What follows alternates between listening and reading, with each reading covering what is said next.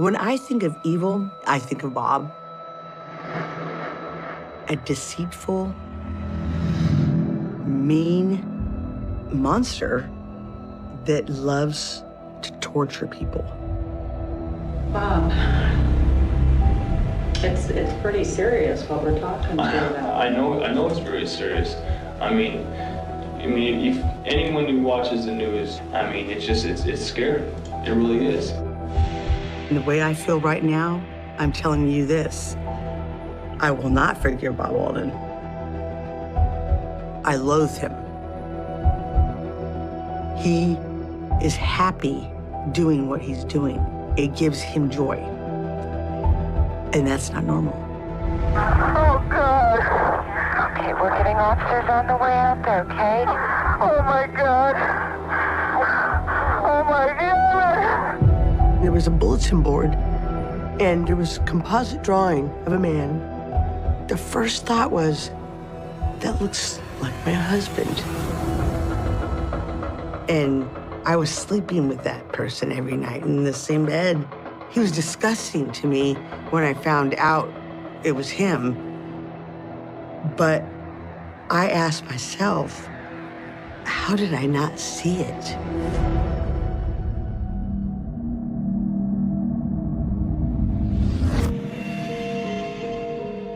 I had secrets that I didn't want anyone to hear because I was embarrassed and ashamed.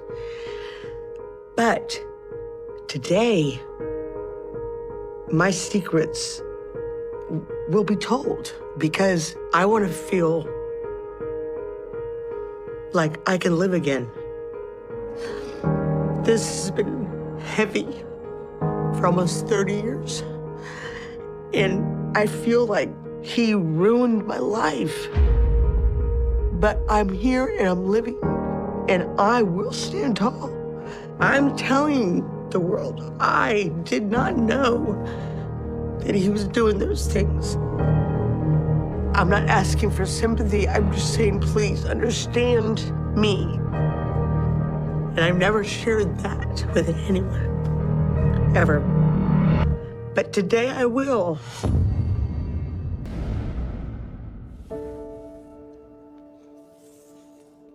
This is a picture of me at 15 years old with my son Andrew, right before I met Bob. I got pregnant the first time I ever did anything. Didn't even know what I was doing, really. When I looked at him every day, my son, I loved him so much that I wanted to give him that American dream, so to speak.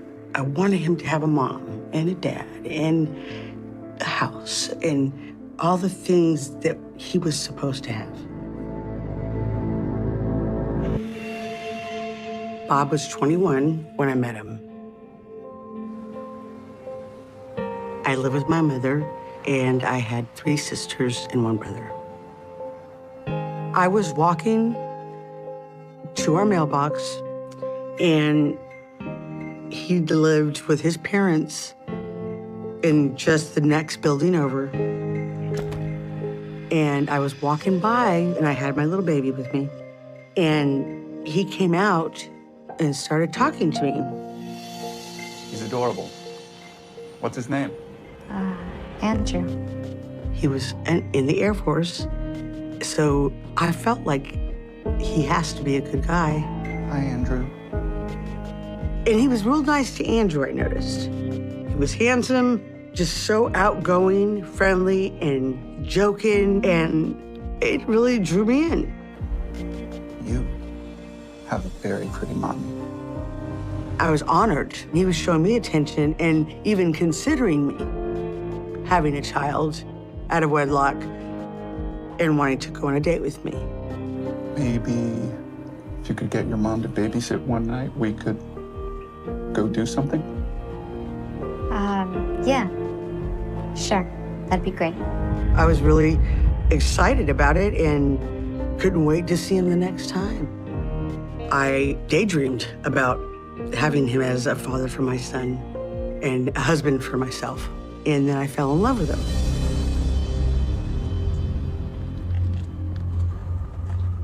Looking back, I think he was a wolf in sheep's clothing. I do believe that I was singled out because I was a young girl that knew nothing about anything. And I fell for it.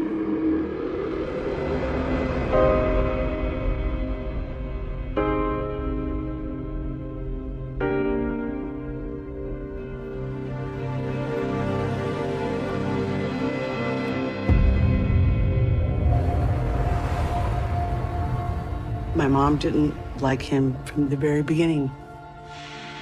One day, my mom caught me talking to Bob, Kathy, what are you doing out here? and she said, "What are you doing?" I said, "Well, Mom, I want to introduce you to Bob Walden. He moved here from Chicago, and his parents live here." She's like, "Yeah, nice to meet you." And she looked at him, and he just looked at her, and she said, "Aren't you in your 20s?" She's a little young for you, don't you think? Mom?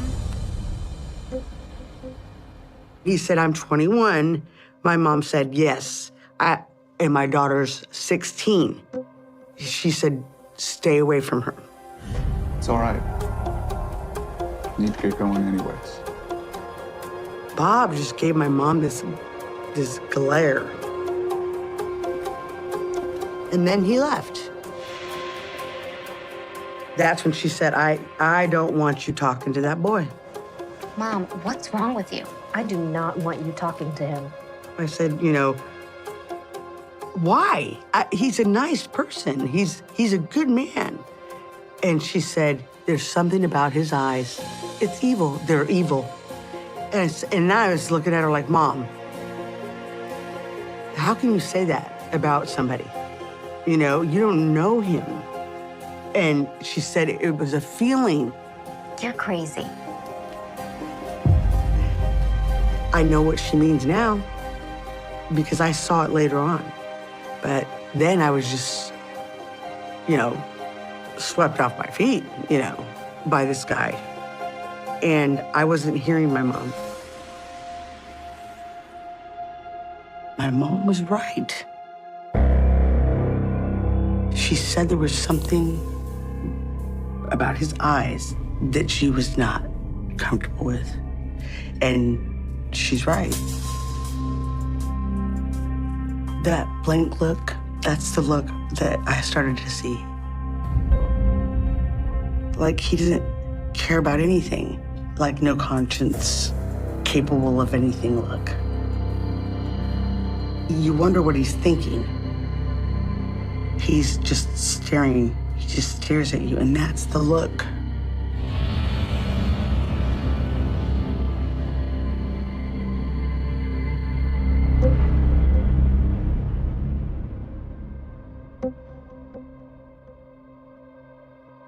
We dated secretly for 6 months.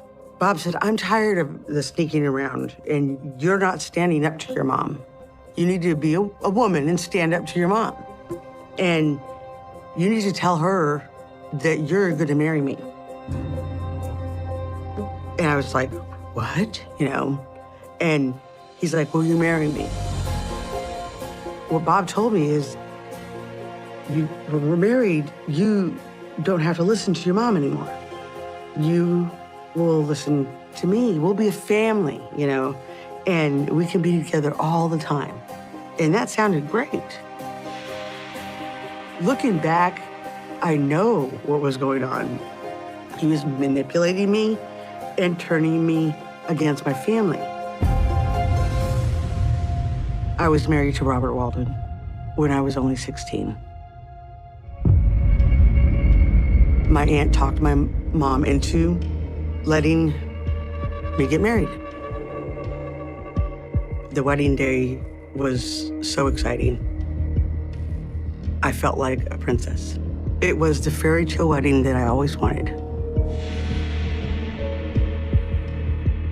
This is of me and Bob kissing at our wedding. I was so happy. I thought I was in love. the way a 16-year-old girl would be in love. With everything that I know today, when I see this picture now, I don't like it because of what I know about him and what he is. It makes me angry. And I hate that I'm kissing him when I see it today. I hate that.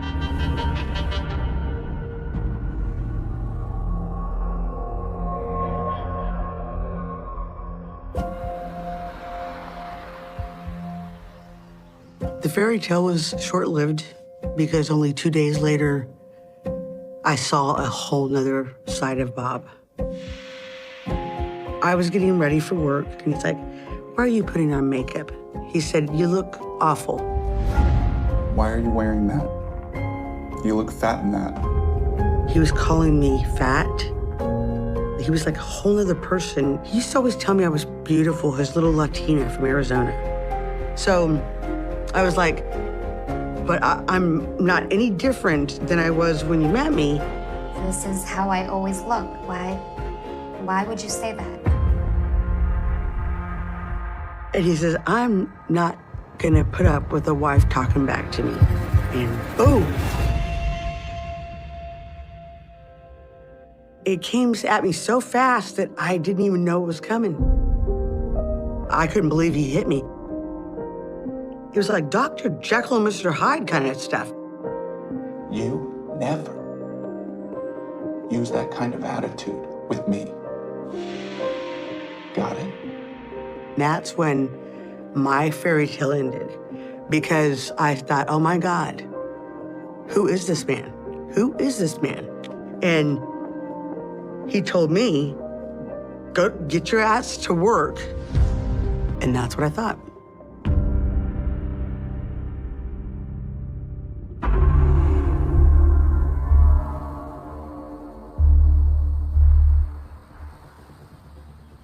Soon after we were married, I noticed a whole nother side of him. He wasn't that happy, smiley, fun guy that I craved to be around. Little things would set him off. Thank you. One day, I made Bob soup when he came home, and I made his soup too hot. What the hell is wrong with you? And he threw it up against the wall.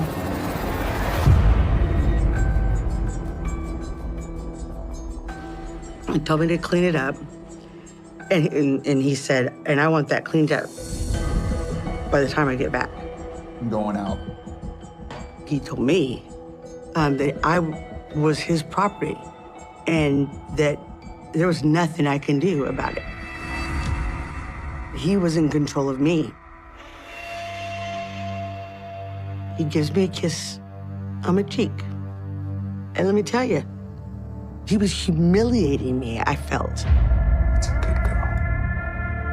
And I just felt like I was nothing to him. I just didn't understand why he married me if he didn't want to be with me or he was going to treat me like that. I just didn't know what was going on. There's no doubt in my mind you're going to be convicted of this. No doubt whatsoever. Okay? What I would look at is, how do you feel about all this? Is there any remorse? Or is there continued denial? Why wouldn't I want to deny something I didn't do? Because you did it. Okay, I'm glad you think so.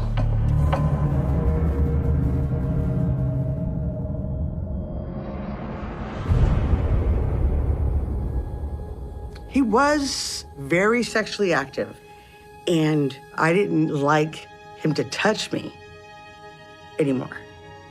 And it was because he was getting real rough with me. He would say dirty things, horrible talk, like I was a prostitute or something, making me feel like I'm defiled. I'm humiliated. You're a dirty girl, aren't you? And he would ask me if I liked it. It totally just made me think, oh my God, you know, he is disgusting. Please, not tonight. It was so different from what I experienced in the beginning. I was forced to do it. I didn't have a choice. Come on. Now. To be forced to do things you don't want to do and you know are wrong, or they hurt, or things like that. Your whole being as a person just goes away. I always felt disgusting and never felt like it was a husband and wife that really loved each other. I felt like I was being severely abused in every way. And I've never shared that with anyone, ever, until today.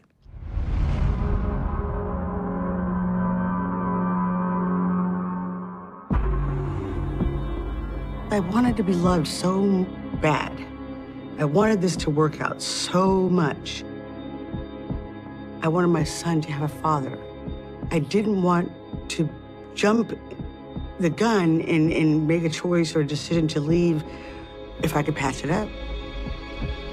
But I saw things that were not acceptable.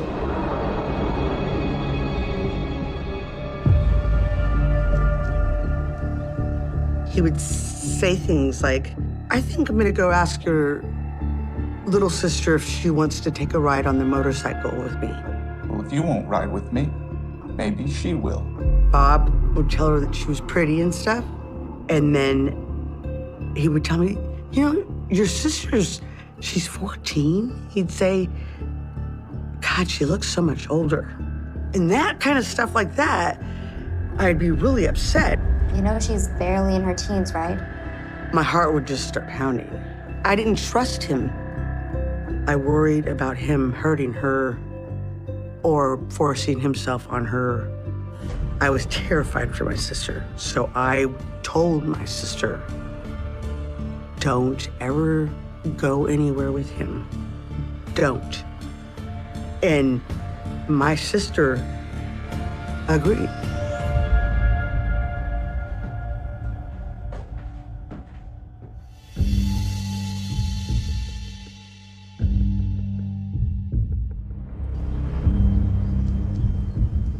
His cousin was in town and he wanted to take the kids over there. Brittany was just a little baby.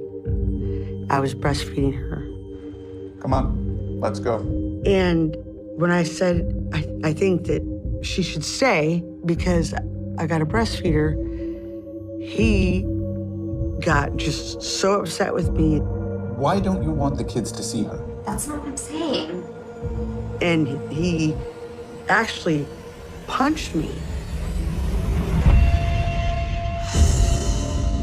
And I was like, whoa, because this was probably the hardest beating I ever had from him. I was on the ground and he was just wailing on me. He didn't care that I was holding this newborn baby. And I was huddled over her, hoping that his big fist didn't hit this little baby and kill her. All I could do was just take it. It crossed my mind that I could die. He could kill me. And the only thing that stopped him really was our neighbor who knocked on the door. And he stopped. Don't say a word. And he was just quiet. We didn't answer, and she walked away. I think he would have kept going. I do. I really do. I think he would have just kept going because he was so angry. I knew I had to go to the hospital. Oh, please, I need help. I felt like my face was falling off. And sure enough, my jaw was broke, like in 3 places. That's how violent it was. But he would not call an ambulance. he dropped me off at the hospital. He told me that I better not tell them what happened or they were gonna take the kids away. You say nothing. Understood? I was to tell them that I was climbing on the counter and I fell. So that's what I told him. I was young, thinking my kids were gonna get taken away from me, because that's what he said. People will say, well, why didn't you, leave then or whatever? It's not that easy. I felt like I just didn't know what to do. There's no doubt in our mind what happened here. What we're really curious about is what set you off and what's going on in your mind. I'm glad you think that you know I did it, but I didn't do it. I wasn't there. To wonder, was this a time that something happened bad to someone? Back right away.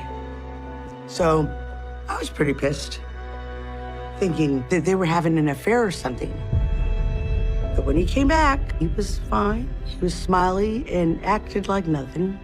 So I calmed down a little bit, but the thought was always there. The next time I saw her, she was in the courtroom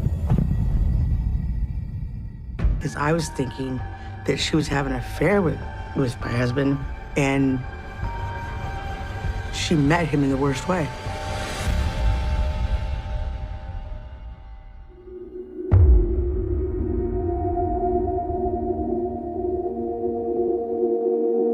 Soon after we got married, he got a job with a pest control company. He would go home to home doing inspections for termites. I just got home from work when there was a knock. I opened the door, and he asked if he could check my pipes, and I said, what's the matter? And he said, the pipes have been leaking. If you're doing a termite inspection, a lot of the times the guys had to go under the house.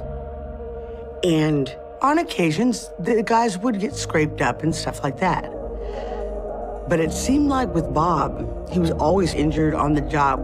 He walked in, and then I just didn't feel right. I don't know why I just didn't get out, because I didn't feel right.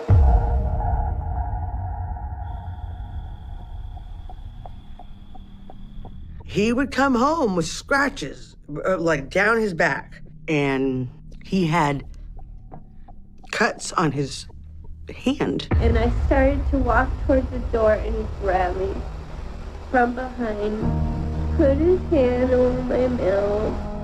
I remember it was a day like any other day, and when he walked in the door, I saw his shirt torn up here. That's a pretty big rip. Is everything okay? Yes. Just clumsy is all. He said he got caught up on a nail underneath the house. He had his hand over my mouth, and I was just trying to get his hand off my mouth. And he just kept squeezing tighter and tighter. But something wasn't right. His shirt was torn in a way that it looked like somebody grabbed it from the front and pulled down. So I was thinking, well, how did you get that rip if you just caught yourself up on something?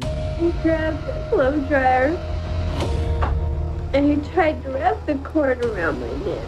I kept kicking and fighting. I was begging him, please don't do this, please don't do this. Then he had scratches on his neck, behind his ear, all the way, like big, thick, deep scratches. What's that on your neck? I scratched myself under the house. Just drop it. I was trying to puzzle it together, and figure it out. I was screaming, and he kept saying, if you don't stop screaming, I'm gonna kill you. I'm gonna kill you. I didn't say anything because I didn't want to fight or argument, but After the fact, it was shared with me that those were wounds that he got from his victims that were fighting for their lives. Just hearing that, it just makes you sick. He was looking for a way to get away, and he was too strong. I thought he was gonna kill me. Used.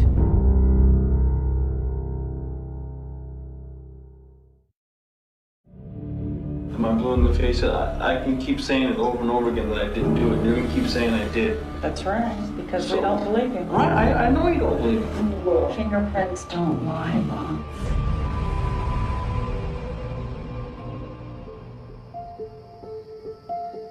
Being married to Bob, there were certain things that were off limits. And one of them was his recliner. I wasn't to sit in it. I wasn't to mess with it. I wasn't to clean it, dust it off, nothing. The kids were not allowed to sit in it. I knew if he walked in and they were in his chair, I was in trouble. Even when I was home by myself, I never messed with that chair. I sometimes wasn't allowed in the living room. I had to go to the bedroom because he needed his time for himself. I just remember sitting on my bed, waiting for the okay to come out. I'd be in there sometimes 2 or 3 hours. I was not allowed to come out until he opened the door. I didn't hear a peep out there from him. I heard just the TV.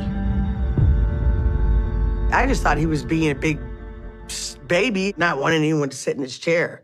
But it was because he had a lot of stuff under that chair when he was arrested. They found things he had hidden that I didn't even know. An assortment of knives, a few pair of women's underwear, phone cords, like bundled up with zip ties on them, things that were really bizarre. It was all in the pouch of the recliner. He stored stuff there.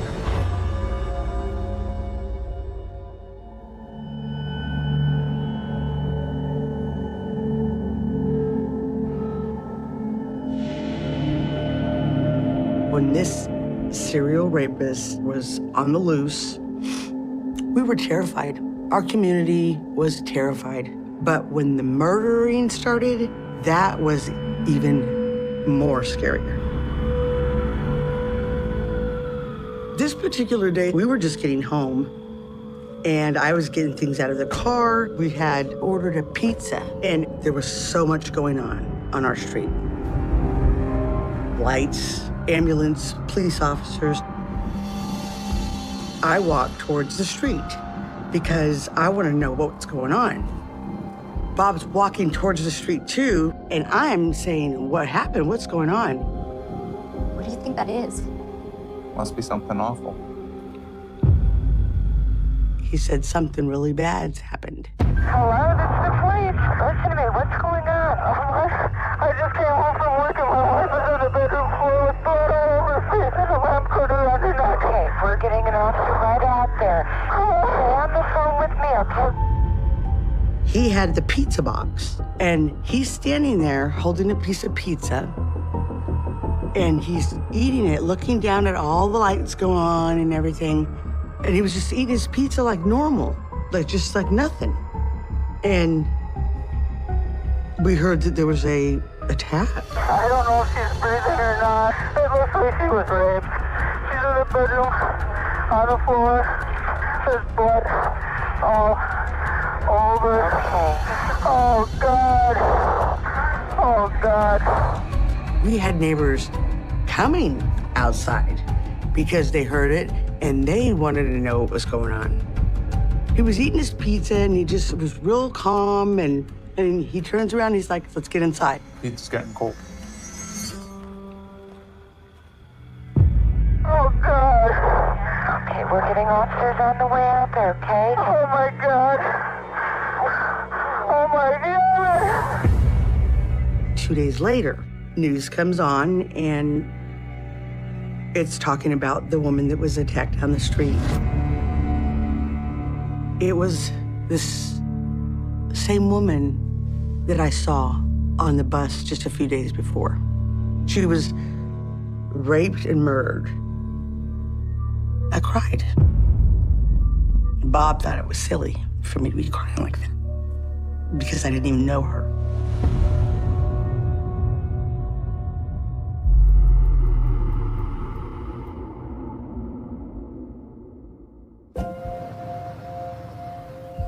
I went to the laundromat and I was carrying my laundry in and I set it down and there was a bulletin board. And there was a composite drawing of a man. And when I looked up, the first thought was, that looks like my husband. Identical eyes, the almond-shaped eyes, the everything. Bob had a very distinctive features. It was Bob. And I just kept looking at it. And I just thought to myself, I don't know what to do. That's the composite drawing. It was like, have you seen this man? Wanted. And I saw it, and before I even read it, I said, that's my husband. And the paper had this picture, and it had little pieces of paper that you can pull down with a number. I pulled the very first one off. I put that little paper in my bra, but it was a nervous wreck. I realized I was married to a rapist, and he was a murderer. I was really scared then. I remember pulling my clothes back out. I rushed home.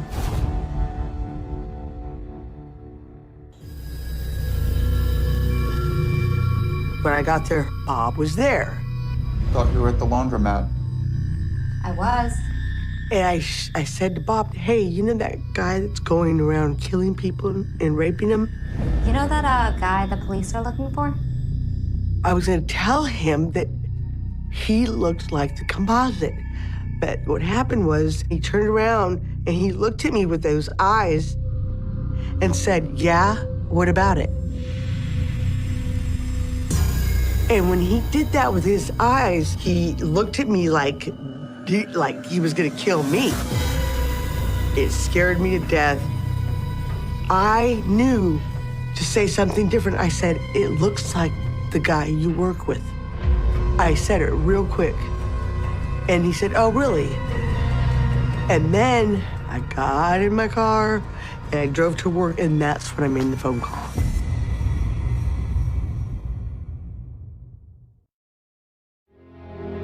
I have a beautiful wife, 2 beautiful children, and hopefully another son on the way. Why would I want to go and do something like that? You love your wife? I love my wife very much. You realize that all these victims are very petite victims that we have, and so is your wife? I mean, is there something there about your No. life and what's going on? No.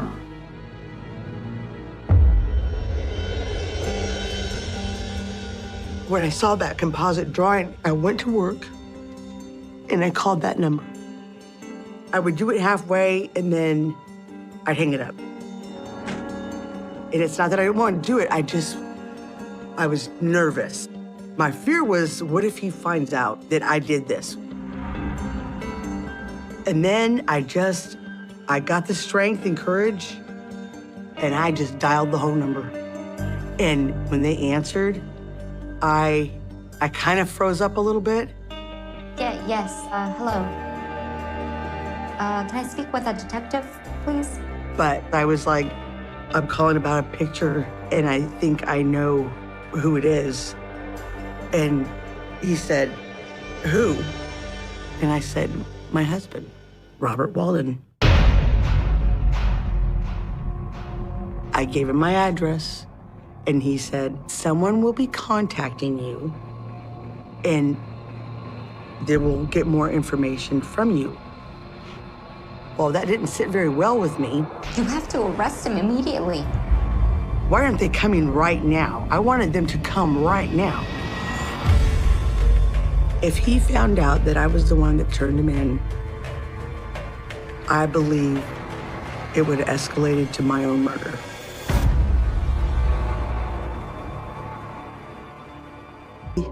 But I felt like help wasn't far away because that man told me that they were going to be contacting me.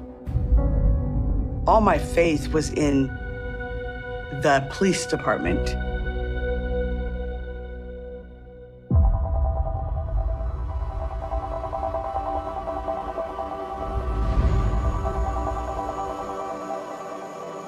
My memory is this. We had just gotten back from a movie. I didn't want to go because I was waiting for them to come. When we got in the door and everything, he goes to his recliner and I have the two little ones and I'm getting them in their pajamas for bed. And as I'm doing that, they kicked in our door. Hello, Mr. Walden here? Yes, ma'am. Hi, can we speak to you for just a couple minutes? It happened so fast. And I looked over it and they had Bob on the floor. Put your hands up there for a moment. I just want to search you, make sure everything's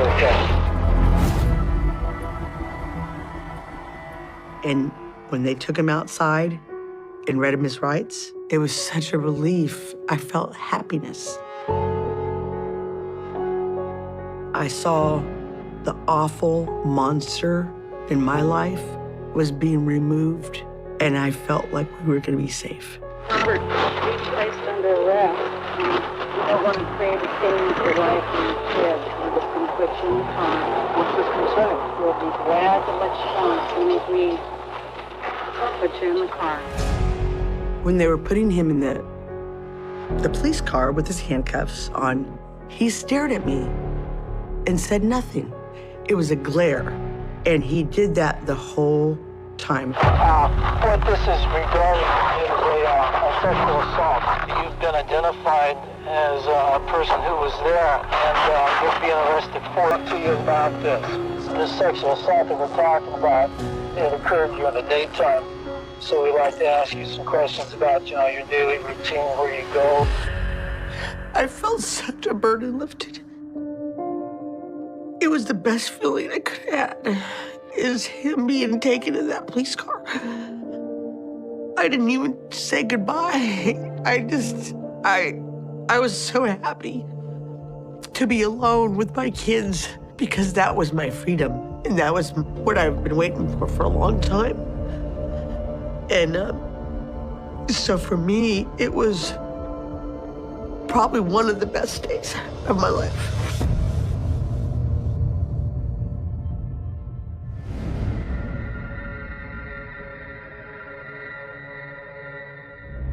You tell me how we found your fingerprints at two different scenes, one a murder scene. You tell me how we have your fingerprints at that scene. I don't know, you guys are the experts. You tell me, because I wasn't there. Well, how can your fingerprints be in those two places? Don't ask me. But I wasn't there. You can say it all you want, but I wasn't there. Bob. I never sexually assaulted anybody. I never murdered anybody. Wait. They did some bad things, and what I'm looking for is a tinge of remorse, and I don't see anything. To me, that's your only hope right now, is to show some kind of remorse. And you're not doing it.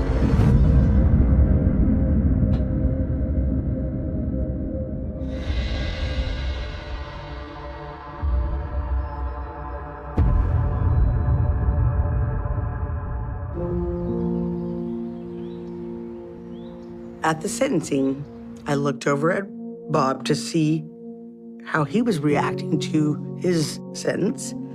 And when they said the death penalty, he was very calm and looking around like he didn't care. It didn't faze him. I would like to be there when they executed him. I would like to watch him take his last breath. I want to see that. And I will have my peace too.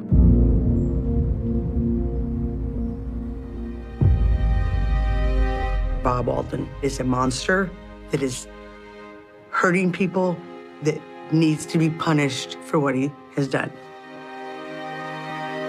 I don't feel sad about it. I don't feel any kind of remorse with my thought when it comes to Bob Alden. I would like to let it go. I have so many reasons why I want to just let it go. Just the thought of knowing it was my husband, I asked myself, how did I not see it? I didn't know what a murderer looked like or acted like, but it was my husband. That's what a murderer is. This is a picture of my mom and dad on their wedding day. They got married in Las Vegas at the Little White Chapel, and they both look so young. My mom looks like a movie star, and my dad looks very dapper, handsome. It's hard to believe after all these years, everything that he put the family through. For greed, jealousy, malice. He wasn't the person that is depicted in this photo.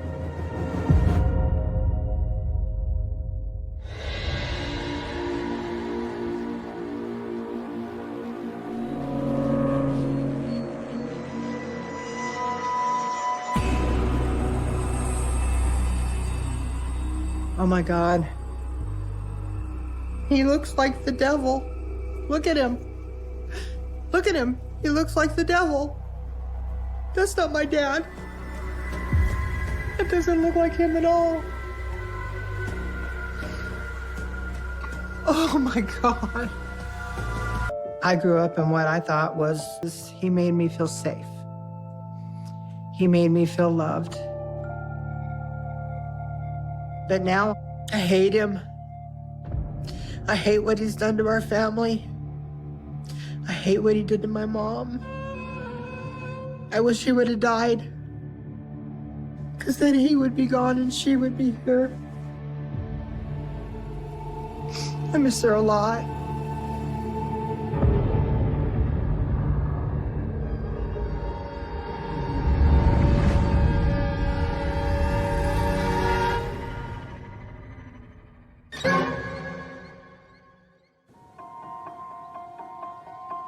Our property in California had 2 homes sitting on it. One home was vacant, but my dad kept a lot of his hunting rifles in that house. And my mom had the idea of renting the property so that we had more money. They rented it to a gentleman who I don't recall his name. But one day, the tenant left. I guess the guy didn't have his rent money, so he left in the middle of the night with 3 of my dad's rifles. And he was livid. Guy thinks he can steal from you. My dad wasn't gonna let anybody get away with his guns. He said he was gonna go find that SOB and he was gonna make him pay. And I didn't make too much of it at the time. When he got back, I overheard him talking to my mom. He had gotten most of his guns back, but the guy that took them was dead. He got what he deserved. That he had killed him and pushed him off the bridge. I really don't know what my mom thought. I don't know if she was scared and she didn't say anything because she was scared. I don't know if she truly believed that he did what he did, but she didn't challenge him. To my knowledge, I don't believe anybody ever came looking for him. I was probably 12 or 13, so I didn't know what to believe. All I know is what I overheard. Looking back now, I believe my father murdered this man, and he got away with it.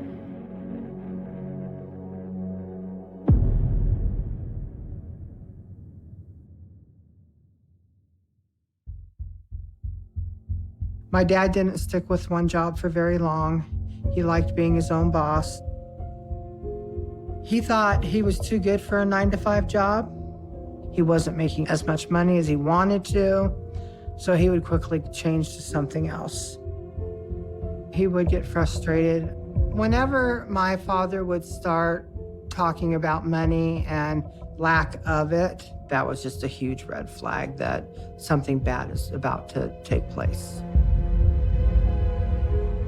One day, my mom thought the sun was coming up, and this was like at 3 or 4 in the morning, and she thought it looked awful orange, and she got up out of bed and looked out the window and noticed that it wasn't the sun, and the barn caught on fire.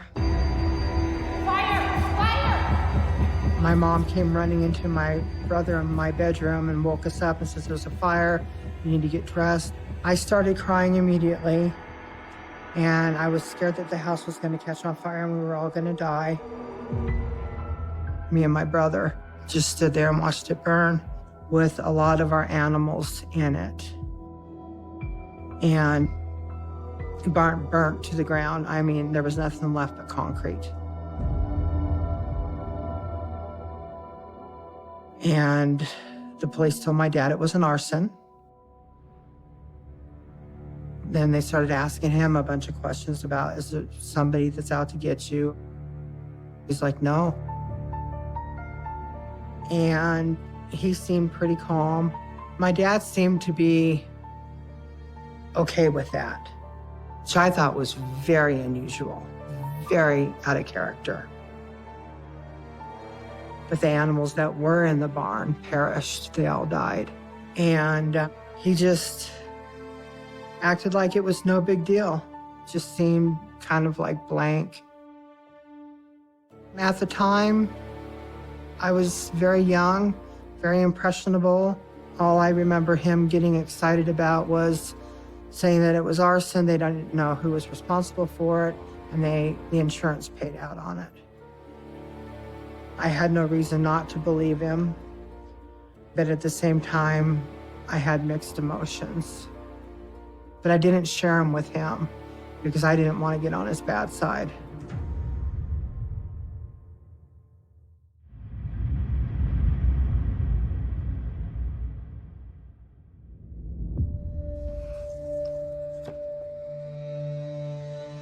This is one of my favorite pictures. My parents, proud owners of a pawn shop. They're standing behind the countertop with the guns behind them. The pawn shop was my dad's baby. It was his whole life. He was in seventh heaven. He thought he was on top of the world. The biggest seller at a pawn shop was a gun. The police shopped in there, the sheriff shopped in there, and my dad was the man in charge. He was the man on top, and he was the man to see. And that made him feel very powerful because he was allowed to carry a gun. And he just let people know that, you know, he had a gun and he wasn't afraid to use it. He joined the Elks Club, where he met a lot of people, him and my mom's age, that they could hang out with and do things with and promote his business and just take my mom out and show her off, and they'd go dancing, and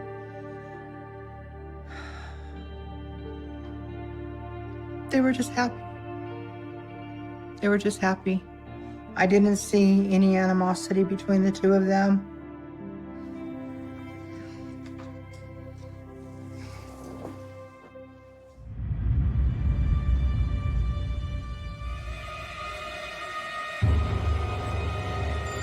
One day, I was home with my mom.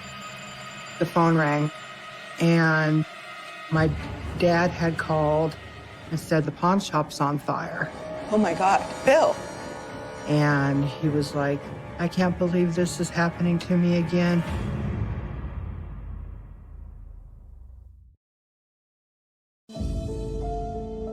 When the pawn shop went up, there were explosives in there were bullets in there, and there were tenants that lived below in the pawn shop. It was a very dangerous situation. And my mom and I were told to stay away because it wasn't a stable structure. And she was crying and I was consoling her. And I became very upset when I found out about the fire, because I knew in the back of my head that my dad probably did it.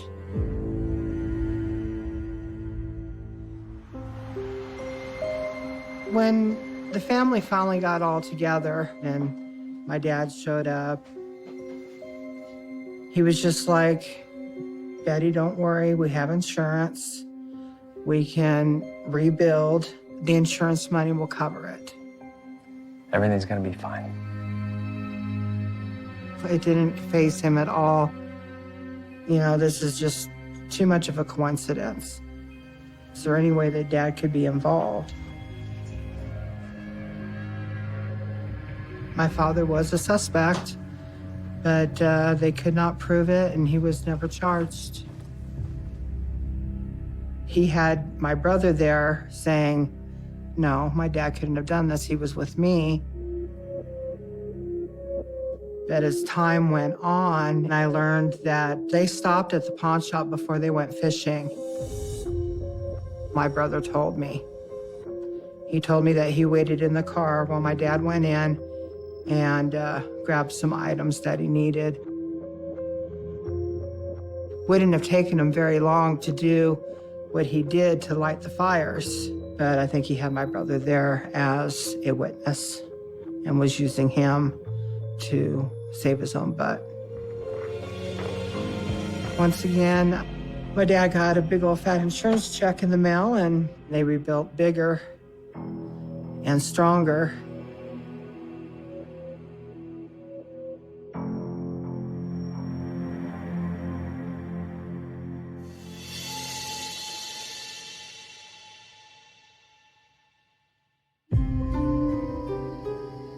I remember one day, it was my mom's birthday, and my mom came up to me and she goes, where is it? And I says, what do you mean, where is it? And she goes, where's the $5? And I says, I don't know what you're talking about. And she goes, Grandma sent me $5 in my card, and now I can't find it. I didn't take anything, Mom. My father overheard my mom and myself arguing, and he proceeded into the kitchen where we were. The next thing I know, he backhanded my mom. He pushed her up against the wall and lifted her by her neck and said, Sarah would never steal from you. How dare you accuse her? It frightened me. I know it frightened my mom. The look in his eyes was pure demonic, filled with hatred and disgust. And I was in shock. And I started yelling at my dad, don't touch her, put her down, leave her alone. And then he finally released her. And he says, don't you ever, ever accuse Sarah of taking anything ever again.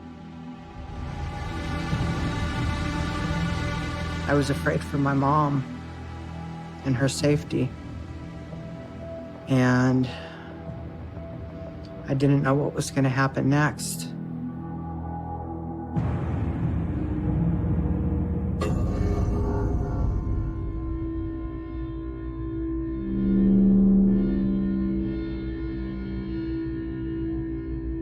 Days, can Sarah sign? Can she forge Betty's name? And he goes, well, he says, no, not really. He says, it doesn't work like that.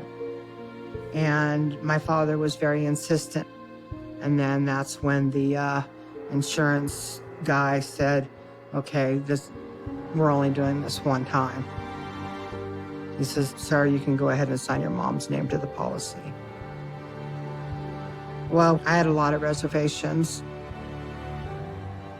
I just didn't feel easy about it at all.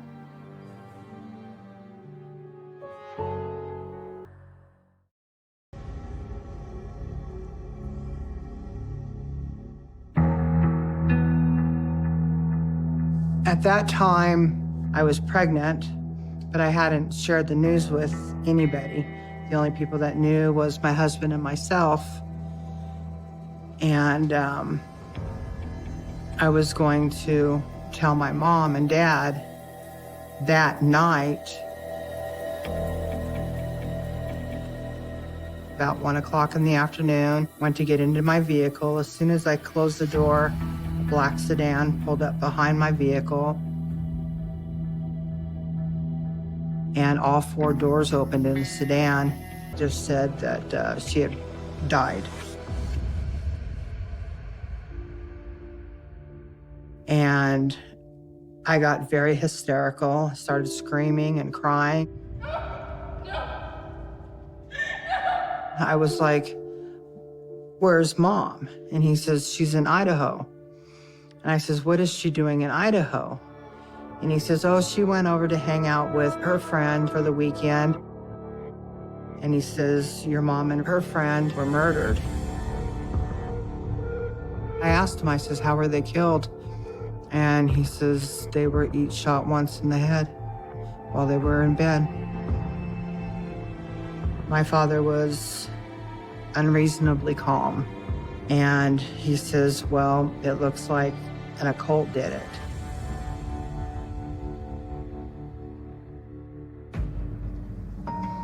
In my mother's blood, Helter Skelter, pigs, kind of like taken out of the book Helter Skelter. My dad was saying that it was a satanic cult that did it, and it was a random killing. And things already weren't adding up. These were premeditated murders. These were not done just on the fly. He had a plan. He knew what he needed to do and what he wanted to do. What kind of person? A very evil, conniving person. As if killing her wasn't enough, and you're picking up pools of blood and taking the time to set the candles up and writing "Satan loves you" and the other things that he did throughout the house. It makes me sick.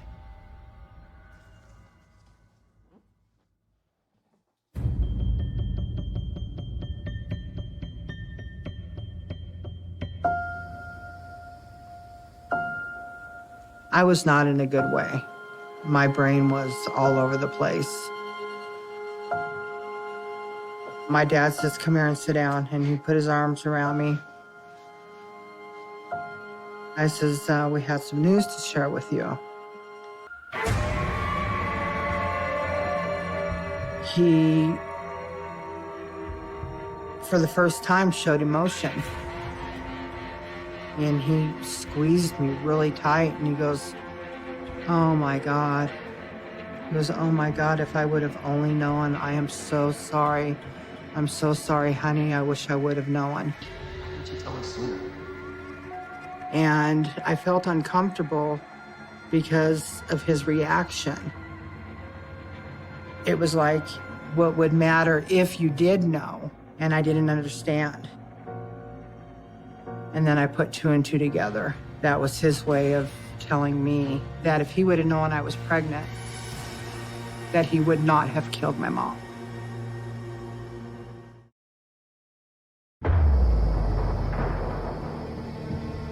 I had stayed the night with my dad that night in his home. I didn't sleep all night. I couldn't get my father's reaction out of my head.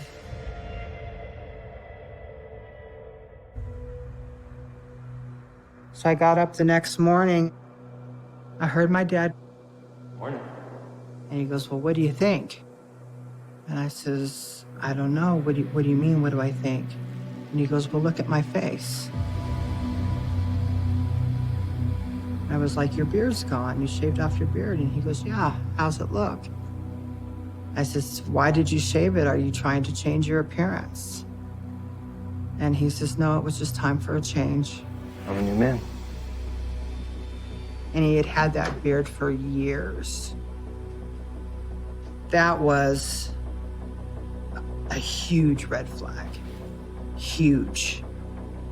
When I saw my father without his beard, it triggered something inside of me. And it made me believe that he did have something to hide.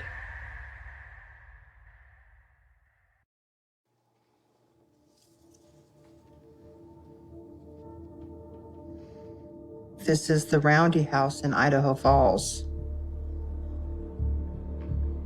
I had never been there before. The first time I was there was when I went with my dad to pick up my mom's car to bring it back to Jackson. My mom had gone to Idaho Falls to Rita's house for the weekend. Her and my mom were very close friends.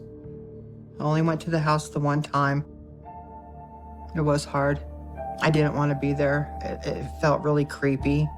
It felt evil. I just didn't want any part of it. I wanted to get in the car and go. This house represents evil to me for the things that took place inside of it. 2 innocent women's lives were taken.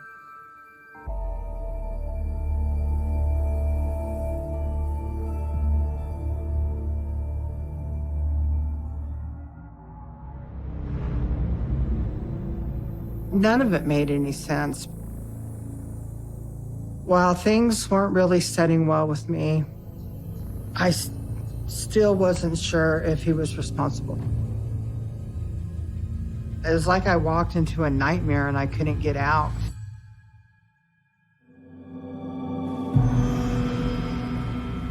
The following day, my mom's best friend called, and she asked me to come to the house. She says, I need to talk to you about your mom. I don't want your dad to know that you're here. So I walked in and we both started crying and we were hugging each other.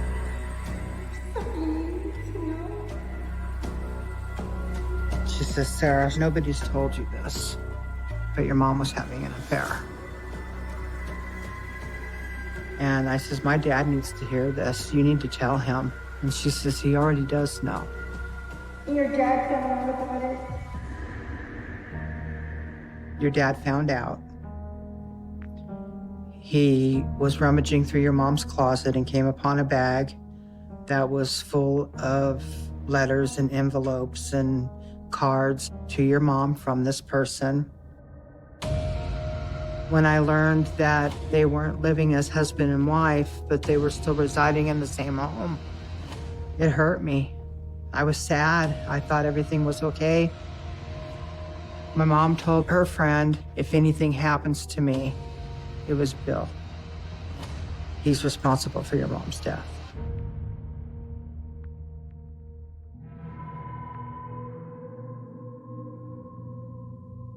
Question. And he says, what is it? And I says, did you kill my mom? Tell me the truth.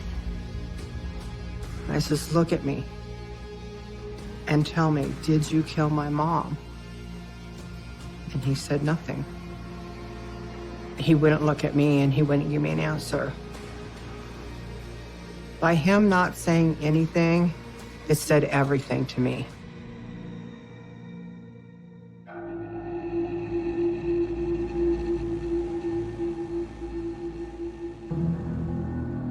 My emotions were all over the place. I knew in my gut that he did it. I knew why he did it. My father killed my mother because he was jealous of the relationship she was having with her new boyfriend, and he did not want her to leave him and take half of everything that they owned. I believe Rita was just in the wrong place at the wrong time. And once I spoke with the police, things started coming together.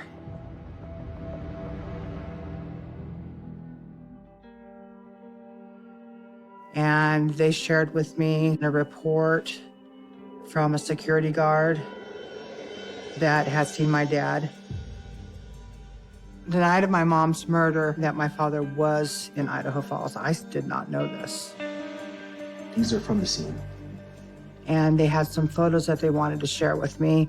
And they showed the blood on the wall and the candles. There were a couple cigarette butts that were laying in the same vicinity, and they just happened to be the brand that my father smoked. I asked them, you know, if you have such an overwhelming amount of evidence, why haven't you arrested him yet? And they said because it was all circumstantial. They weren't going to get that smoking gun. What they were going to get was me and what I could bring to the table. I realized that I was my mom's only voice and that I had to help her to bring her murderer to justice, even if it meant prosecuting my father.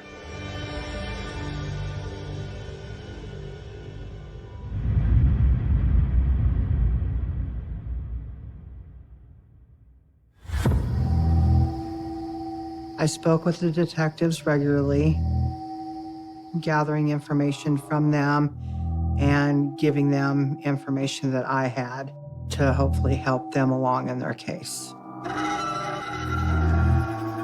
One day, my father came over to my house, and I wasn't quite sure why he was there. He just came over and wanted to talk. He asked me if I was working with the police. I just told him what they already know. And I told him that I have been in contact with them. And you are their only suspect and they are coming after you.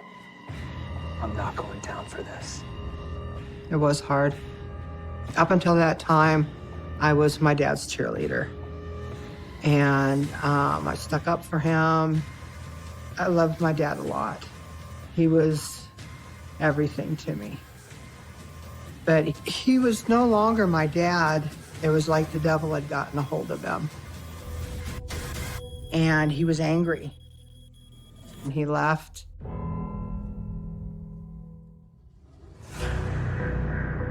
Well, as time went on, other things started happening. I was afraid that somebody was out to get me. And he led me to believe that there might be a bomb in my car. And he wanted to check my tires and all of this stuff. He made me feel really uncomfortable, and that gave me bad dreams. I thought maybe if my dad could kill my mom, would it be possible for him to kill me as well?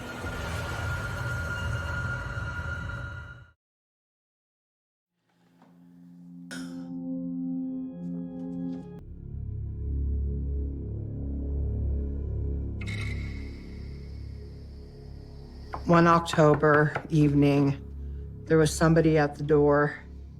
They were knocking on the door, and I walked downstairs. And 2 police officers was standing there. The police arrested my father. They found him sitting outside in front of my house, where he told me he was just taking a rest. He was on his way to Vegas. Well, this is the second time in 2 weeks that we have seen you in front of Sarah's house.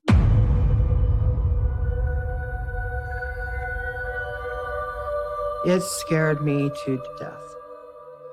When the police told me that my father was caught outside of my home 2 different times, I was shocked. And when they searched the car, they found 2 loaded handguns on the front seat. They found several rifles and handguns in the trunk of the vehicle, as well as a brown paper bag full of $80,000. I knew he was going to try to get in the house and kill me.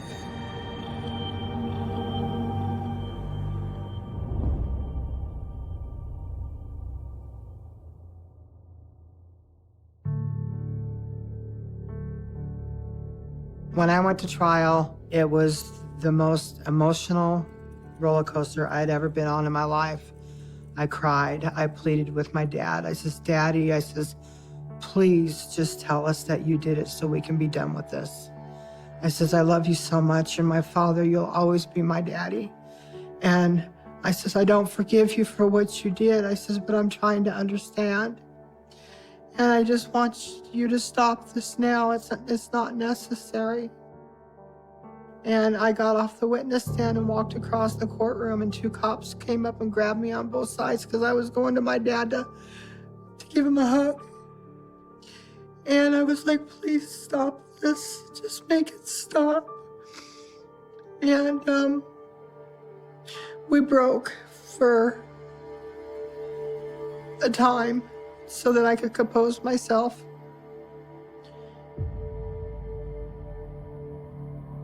I just remember falling into my aunt's arms and just being so overwhelmed with every emotion you could think of. I didn't want to be there anymore, but I knew I had to finish what I started.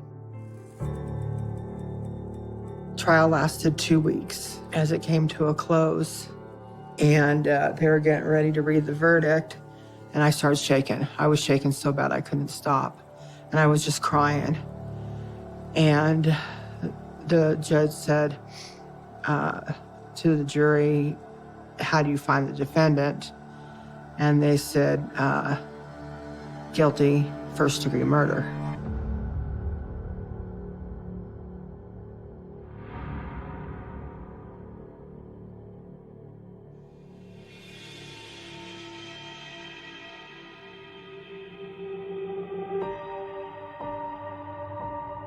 About a week or so after the trial, I went to the jail to see if he would talk to me, and without a bunch of people around, and just reiterate with him, I know you did this. I wish you would, admit it. You're not going to be any worse off than you are now if you admit it. But I was looking for closure. I drove to Idaho Falls, and I asked if I could see him. And the jailer came back and he says that he doesn't have a daughter anymore and he doesn't want to see me. And I says, okay, that's fine. I says, would you please see to it that he gets this Bible? And he said, yes, most definitely. He'd give him the Bible. And that was the last contact that I tried to have with him.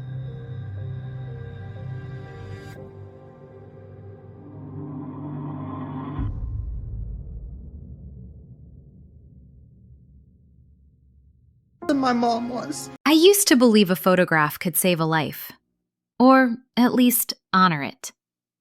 In Chile, after the smoke of our unrest began settling, I told myself I was documenting history, preserving the fragile truth others wanted buried. But the day I lifted my camera toward a trembling child hiding behind a collapsed wall, I didn't think about history at all. I thought about light, about timing, about the purity of a moment that no one else could see. When that picture won prizes, peace prizes of all things, they called me brave. They said I had captured the soul of a nation. But sometimes, when the applause faded, I wondered if I had simply taken something that wasn't mine to keep. 30 years later, a rumor reached me. The boy in the photo was alive, scarred, furious, unrecognizable, yet unmistakably him. I found him in a small Chilean port town, smoke drifting from burned photographs at his feet. He didn't look at me when he said, "You stole my childhood, but you gave me history." And before I could answer, he held out his hands, the same ones that now shake inside the frame I'm about to capture. I never meant to become a photographer. Not professionally, not politically, not in the way Chile would one day claim and curse me for. I was supposed to be a teacher, my mother's dream. A stable job, a quiet life, a predictable tenderness. But I grew up in a country where quiet was suspicious, where silence felt heavier than noise, and where every street corner held a story no one dared write down. My father used to say that photography was a kind of theft, a way of stealing moments from time before they slipped into forgetting. He said it half-jokingly, but I felt the truth beneath it. When I was a child, I would take my mother's cracked Canon film camera and wander through our neighborhood in Santiago.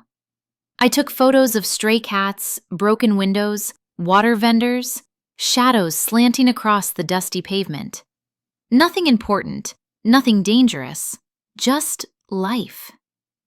But life in Chile has a habit of turning into history when you least expect it.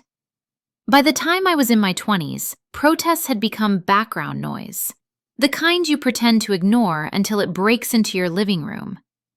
I remember the burn of tear gas on my tongue, the way the city seemed to curl into itself, the way mothers pressed their children against their skirts when soldiers marched past.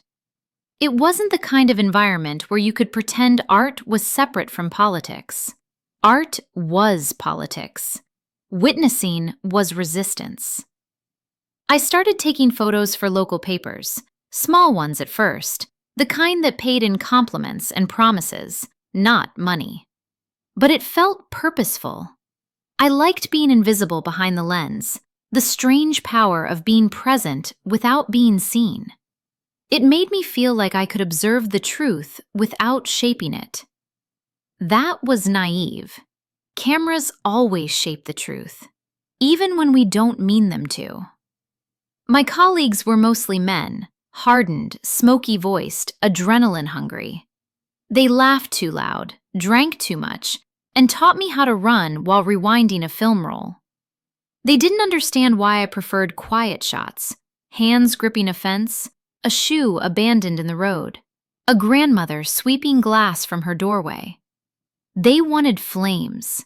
I wanted moments, those small, trembling seconds between chaos and collapse. I told myself I was documenting resilience. I told myself I was honoring people.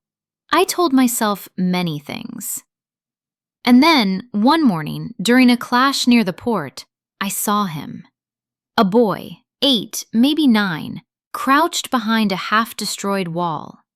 No parents, no soldiers, just a thin sliver of sunlight falling across his face. His hands were covering his ears, but he wasn't crying. He wasn't even shaking. He was too still, too silent. I lifted my camera before I could think. Click. The sound was small, but inside me, something shifted. I didn't know why. I didn't know what I had captured. I told myself it was a document of survival, a necessary image in a necessary time. I wrote my name neatly under the caption when the photo was submitted, the way I always did. The world loved that photo. Chile tolerated it. The boy, well, I didn't know what it meant to him yet, but I knew what it meant to my career. It was the picture that began everything and ended everything. After the awards came in, I was interviewed by people who had never been within 1,000 kilometers of gunfire. They asked me philosophical questions about truth and courage, and I answered with sentences that sounded rehearsed, even though they weren't. They treated me like a symbol, and slowly, I let myself believe I was one. It is dangerous, believing you are the interpreter of someone else's suffering. It is even more dangerous to build your identity around it. For years, I traveled. Assignments, exhibits, panels about trauma and justice. I spoke about Chile as though I had permission to. I spoke about children like him as though I understood them. I convinced myself I was doing good because the alternative was unbearable. But beneath every plane ticket, every gallery plaque, every applause, there was the quiet question I refused to face. What happened to the boy? I told myself the truth was simple. I didn't know his name, didn't know where he lived, didn't have a way to find him. Chile was full of ghosts. He was just one more. But the truth beneath that truth, the one I hid even from myself, was that I never truly tried. Because I was afraid. Afraid of what he might say. Afraid of what I might owe. Afraid that the photograph I clung to as proof of my purpose had been, in his life, a kind of wound. Years passed. The country changed. I changed. My hair went silver at the temples. My hands steadied not from calm, but from exhaustion. The awards collected dust. I avoided mirrors. I avoided conversations about that picture. Until one day, over black coffee in a Santiago cafe, a former activist, an old friend, told me he had seen the boy. Alive, grown, hardened, carrying stories no image could capture. I felt something tighten inside me, something like dread mixed with recognition. My friend said the man had spoken about a photograph that ruined his life, a photograph that wouldn't die, even though everything else around him had. I wanted to deny it. I wanted to walk away from myself. But pride and guilt, they share the same bones. That night, I packed my camera again, the old one, the one with scratches on its grip and a coldness in its weight. I told myself I needed closure. I told myself he needed to be seen. But deep down, I understood the truth. I was finally going to face the moment I had stolen, and I did not know whether I was seeking forgiveness or preparing to be destroyed. You don't realize how deeply pride embeds itself into your bones until you try to walk without it. When my friend told me the boy was alive, something inside me, something I thought I had buried, rose like a creature waking from dark water. It wasn't compassion, not at first. It was hunger. A journalist's instinct sharpened by decades of applause.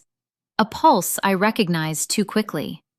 I hate admitting this, but honesty is a colder mercy than denial. I wanted to find him because I needed the story, because I wanted to know what my photograph had become in the world beyond my lens, and because a part of me still believed, ridiculously, arrogantly, that I could fix something. There it was, temptation disguised as redemption. For years, I told others to respect the dignity of survivors. But when this chance appeared, I wasn't thinking about dignity. I was thinking about narrative, closure, the elegant arc of a story that could absolve me. Human beings are creatures of motive layered like sediment, good intentions on top, sedimented over something harder, darker, less flattering. I began searching for him quietly. Old contacts, archivists, ex-journalists, former protesters now working dull jobs in public offices. I pulled on threads until they frayed. I pushed people who didn't want to talk. I offered drinks, favors, memories. Every time someone said, "Let it go," I smiled as though I agreed, but I kept digging. It wasn't noble. It was obsession. Elegant obsession disguised as justice. The first rumor said he lived near Valparaiso, in one of the hills scarred by fires. Another claimed he worked repairing fishing nets. Someone else swore he'd been arrested once. Wrong place, wrong time. But one consistent detail surfaced over and over. He hated that photograph. Hated me. Hated the world I had offered his pain to. The more I learned, the more I felt something raw tighten in my chest. Not guilt exactly. Guilt is clean, remorseful, shapely. This was something more jagged.